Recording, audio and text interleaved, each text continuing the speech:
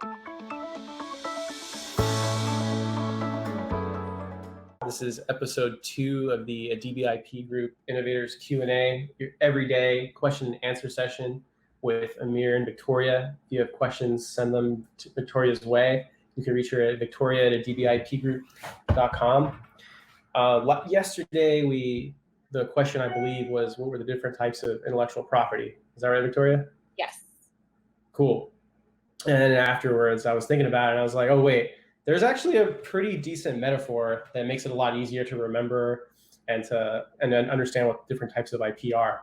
So I was just thinking of, let's just say you have a restaurant business that has intellectual property rights. So what are the 4 types of intellectual property rights? So I listed them out yesterday. I said there's trademarks, there were copyrights, patents, and trade secrets. So as you come up to the restaurant, the branding, the signage on the front of the restaurant, let's say red sauce, the lights. I better check to make sure that's not an already registered mark. But let's just say that was the name of the restaurant. So that would be a trademark. So that's the brand that protects the brand of the restaurant. And as you walk in, you're handed a menu.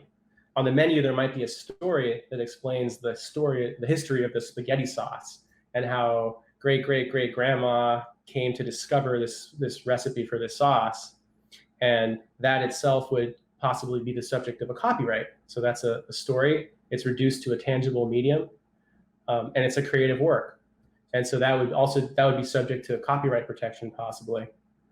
Then as you sit down at the restaurant, you might notice there's a special napkin dispenser that dispenses napkins more smoothly, so that rather than it dispensing a whole bunch at a time, it dispenses just one. So the actual structure provides useful utility, right? So it saves the amount of napkins that are dispensed, and it makes it so that the napkins in the container will last longer. So that's an example of a patentable invention, possibly. So a patent will cover the structure, the function of that device.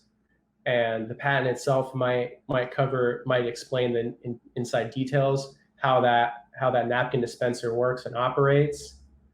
And again, assuming it's new and non-obvious, then the inventor of the napkin holder will be able to seek patent protection on that napkin dispenser. Now, as you select your menu items, the food comes out to you. So that might be grandma's secret recipe that no one knows about. No one knows how to craft that secret spaghetti sauce. And so that might be the subject of a trade secret. So as long as the restaurant takes reasonable efforts to maintain the secrecy of the restaurant of the spaghetti sauce, and makes it so that all the restaurant employees that work for the restaurant have to maybe sign a waiver saying that they understand that it's confidential and they can't disclose the recipe to anyone, and they have to take reasonable steps to make sure that no one discovers it, that might be the subject of a trade secret. And the restaurant can own that trade secret forever as long as it's maintained confidential and they never publish what the recipe is and how you make their sauce. So there you go. That's the restaurant metaphor for the 4 types of intellectual property. So trademarks, which is covering the signage, the brand name of the restaurant at the very front that the consumer sees as they walk by.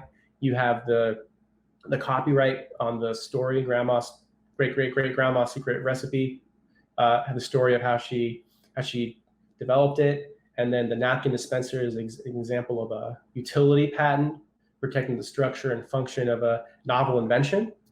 And the 4th would be the actual recipe on how you make the sauce.